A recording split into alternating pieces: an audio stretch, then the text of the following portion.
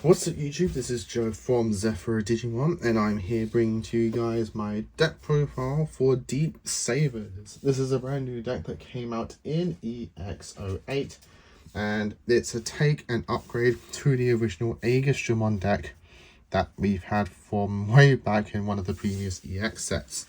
So yep, this is again, so this is my take on the deck. I've been doing quite a bit of testing on this here at locals casually. Even one of my mates took it to our actual locals just this past Saturday, just yesterday of recording this video. And it performed, but not as great as we have hoped. But yeah, I've made some modifications. And so I'm going to be continuing to improve on this deck, trying to make it as best as I possibly can, and whenever I make a good big breakthrough with it, I'll obviously update it here on the channel. So with all that said and done, let's get into this profile. But if you enjoy this profile, give us a like and subscribe down below and ding that notification bell so you don't miss out here on any future content on the channel. So yeah, with all that said and done, let's get into Deep Savers. So starting off with the rookies, babies I mean, I'm going to be going with 4 copies of the BT17 Pokemon. Whenever Digimon is played, you may gain a memory from an evolution source. So I've gone with the blue based at the moment. I haven't gone for the multicolored rainbow build. So because I quite like the just generic synergy that blue base gives you with the options that you can utilize, everything of that kind of nature, and the other various rookies and champs etc that you can also add to the deck by just sticking to blue base. So because we are going blue base, we are playing the best egg that we possibly can, because we do play a lot from our sources, so Pokemon is just generally that good. Continuing on, I'm going for the non-deep savers first, and then I'll go with the deep savers. I'm going to do that with all the levels. So we are playing 2 copies of the BT14 Gomamon. This is probably still one of the best rookies that you can play in a generic blue deck. Starting then you can trash an evolution card from Prince Digimon, and then this Digimon can't be blocked for the turn. And then just a nice way to get a cheeky swing per game. The inherent is that if your Digimon would be deleted, you may play a Gomamon from a Digimon's evolution source. So it doesn't have to actually be himself. So if you do find a way to get another Gomamon name underneath the stack before it's deleted, you can play that one out. But yeah, primarily you're mostly just going to be playing that Gomamon out. So then we're going for 4 copies of Gomamon X Antibody. So he's just another searcher for the deck. He can't add everything in the deck, so just do bear that in mind if you are going to try out this card. But he does add a lot of the important cards that you do need, or at least cards that can get you further more cards. So he can on-play Energy Robbing such top 3 cards for your deck. He can add a Sea Beast, Plesiosaur, and a Beastkin or X Antibody trait card among to your hand. The rest goes to the bottom. And the inherent is that one of your opponents draw on fewer evolution cards can't attack the end of the turn when attacking. So this card is pretty good because it can search out obviously your Plesiosaur, but you can also just search out other Gomamons in the deck, which doesn't seem too important, but being able to use this card to search out the next Gomamon, which is the Gomamon from EX8, as this card can search Deep Savers, you can kind of, in a long way, say that Gomamon X can search your Deep Savers cards because it can search this. So this card can on play, look at top 3 cards of your deck, add a card with Deep Savers trait. That's what the DS stands for all of you non-fully Digimon knowers out there, I guess, if not to sound too insulting. So that's what DS stands for throughout this video. And then he can also add a Sea Beast or Plesiosaur card to your hand. Return the rest to the bottom. The inherent is that when attacking, if you have 7 or fewer cards, you get to draw 1. So he's your main search of the deck, and again, Gomamon X can search him. And then to round up the rookies, we're playing 13 rookies, 3 copies of the Deep Savers Crabmon on play, 1 Digimon Games Blocker, and Inheritable Jamming. So you could probably drop down Gomamon X to 3 and then just bump Crabmon up to 4.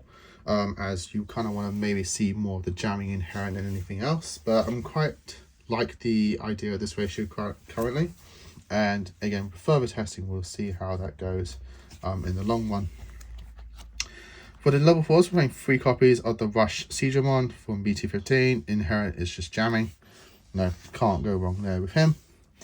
Then we're playing 4 copies of the Deep Saber Digimon from EX8. When attacking effect, gain 1 memory. And then once per turn, and the Inherent is just also jamming. You know, nice consistent, you know, this is what this does. And that's just it. You know, it has what you need to keep going.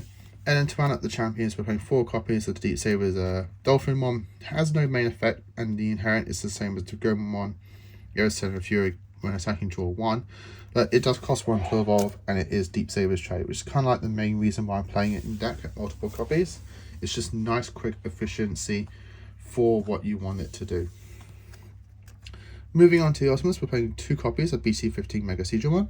On play when Digivolving, you may, by placing 1 Digimon card that's blue from the field under this Digimon, you may bounce an appropriate level on your opponent's field or lower to the hand, to the bottom of the deck, I mean. And then the Inherent is by placing 1 of your blue Digimon on the field underneath, you get to unsuspend. The reason I'm stating on the field is just so that all you new players out there, that's what essentially it means in this game. Unless the card states it can do it from the hand, it has to be from the field. Moving on to the Deep Sabers level 5, we are playing 4 copies of probably, in my opinion, the most important card, which is Mega Digimon. The important thing about it is that it's called Digimon, and it is level 5. So on play and when Digivolving, 1 of your Digimon may unsuspend, and when attacking once per turn, if you have 1 or more memory, 1 of your opponent's Digimon can't suspend until the end of their turn. And it has the same inherent ability as the other Mega Digimon. So the reason why we're doing this is because we need to have level 5 Digimons in our deck. That's why I've kind of gone for this ratio there. Because Aegis-Dramon, the new one, can DNA with a level 5 Digimon, so long as the other card is Plesiomon. So that's why we've kind of gone for a higher ratio on Digimons. Because the other 2 level 5s we're playing in the deck is the Deep Saber's Waymon. It can evolve for 3 memory on a Deep Sabers. We're never going to do the DNA, so just basically scratch that from this card in this build. On play and when Digivolving, you may place 1 Digimon card with a DS trait from your trash as his bottom evolution card. And at end attack, you may play a play cost of 5 or lower Digimon card with DS trait from this Digimon's evolution card without paying cost. The inherent is that you can't be blocked, or your attack target can't be switched. Just do bear in mind that this can't evolve for 3 memory on this card. It has to evolve for 4 because this isn't unfortunately Deep Saber's trait. For the Megas in this deck, I have just gone for a weird ratio, but just kind of like simplistic, as like these are the cards I need to see, so I'm just like maxing them out currently.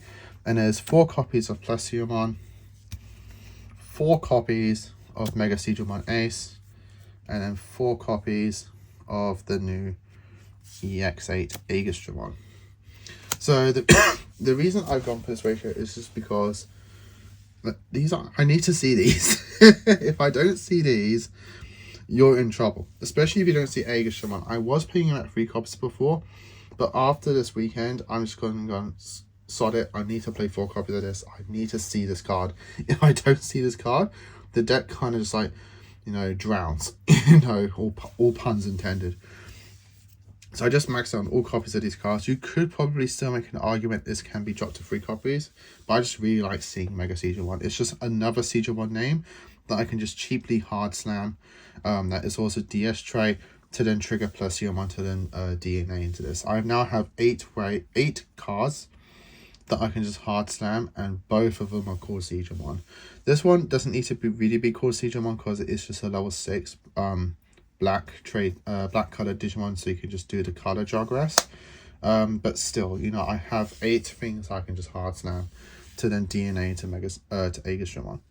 So what Plesiomon does is that when Digivolving, you may play 1 level 4 or lower Digimon card from this evolution sources without paying costs. But your turn, once per turn, is that if a DS trait Digimon is played, 2 of your Digimon may DNA Digivolve into a DS traded card in your hand, and then that DS trait Digimon may attack. So it can see itself, because I believe the wording is similar to a card like medieval Ganetmon, which is roaming around currently, and he sees himself being plated and trigger his ability. So you'll probably never do it, but if you have, like, let's say a Mega Digimon in play, you just promote it out, and you just need to get into Digimon to, you know, claim control back of the board, you could just pay 11 Heart Slam Plesiomon. He sees himself being played, he sees that he is a DS trait, and then you can DNA these two into Digimon.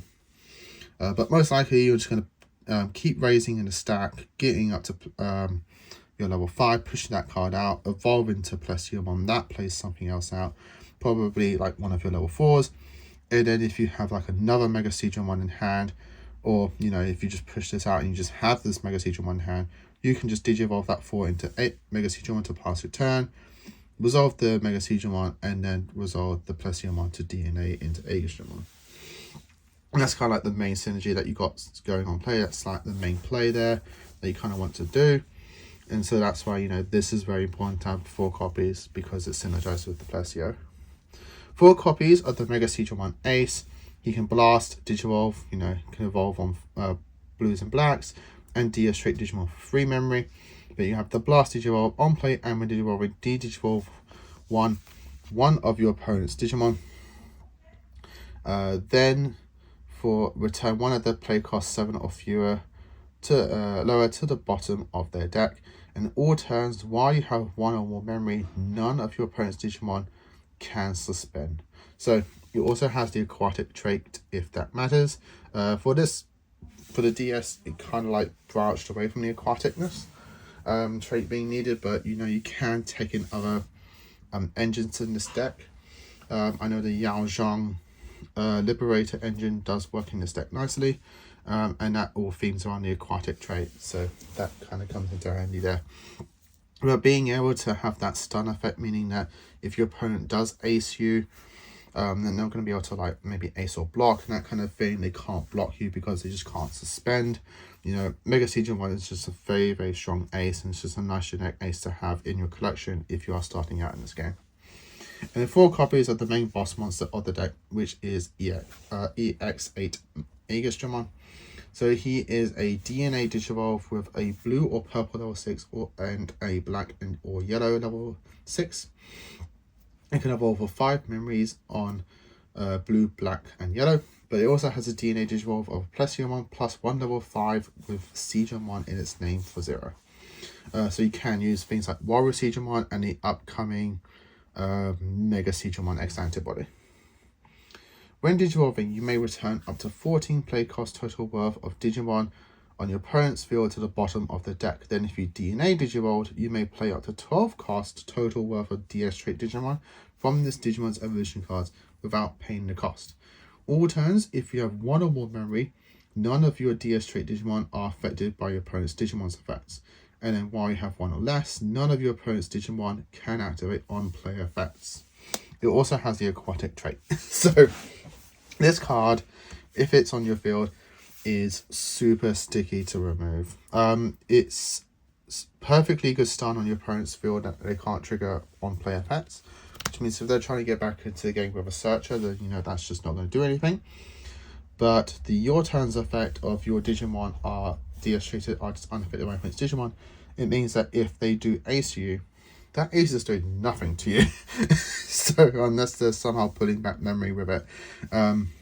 So this card is absolutely amazing boss monster. I'm trying to find other decks I can just tech him in. So you'll be seeing maybe some spicy deck profiles coming out in the future that is taking this Digimon, because this is such a strong card. Moving on to the options, we're not playing any Tamers in the deck. So we're just playing 6 option cards to round up the 50 cards, and that's just going to be 4 copies of the blue memory boost and 2 copies of blue scrambled, just, you know, to get cheaper evolution and to get the free extra memory. You can find a way to fit Tamers into this deck if you are just play, you know, BT, I think 1 Davis. It's just a generic mem setter, but or you can also play, I believe, the Yao Zhang from the Liberator. You can play those as well. But currently, I just kind of gone through, I just want to see Digimon, and I'm going to play cards, either see Digimon or make my evolutions cheaper. Having multiple members in the deck means that I've essentially got a mem setter, because they have to give me one memory. You just can't give me less than one memory. So being able to just go from one memory to 3 with just one boost means I have a mem setter. It means I can then just evolve into Plesio, I can evolve into Mega Digimon. If I have 2 memory, cool, I can just go with Blue Scramble and just go from there. I have ways to, get into my plays without needing a mem set in the deck. So that's kind of like my synergy there, my thought process. And that's the deck profile. I hope you all enjoyed it. Leave your comments down below how you're playing your Deep Savers deck. Are you doing the rainbow build? Are you doing pure blue? Are you using techs like the Yao Zhong engine? Are you playing other things? Let us know in the comments below for myself and all other viewers of the video as well, so they can get more ideas. So again, hope you all enjoyed it, and I'll see you guys in the next video. Bye and happy dueling.